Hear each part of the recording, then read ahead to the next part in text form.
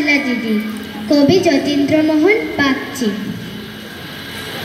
বাঁশবাগানের মাথার উপর চাঁদ উঠেছে ওই, মাগো আমার শোলক বলা কাজলা দিদি কই?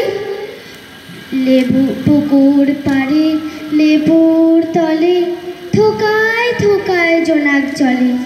ফুলের গন্ধে ঘুম আসে না, একলা জেগে রই। মাগো আমার কোলের কাছে কাজলা দিদি কই? সেদিন হতে কেন মার দিদিরে না ডাকো? দিদির কথায় আঁচল দিয়ে মুখটি কেন ঢাকো? খাবার খেতে আসি যখন দিদি বলে ডাকি তখন, সে ঘর থেকে কেন মার দিদি আসে না কো? আমি ডাকি তুমি কেন চুপটি করে থাকো? বল মা দিদি কোথায় গেছে, আসবে আবার কবে?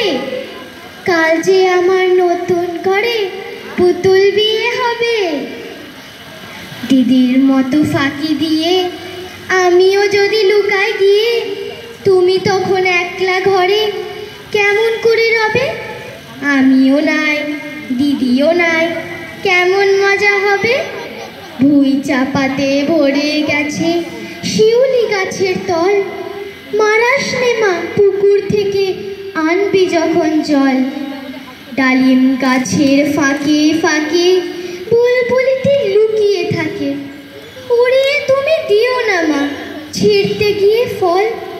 দিদি যখন শুনবে এসে বলবি কি মা বল?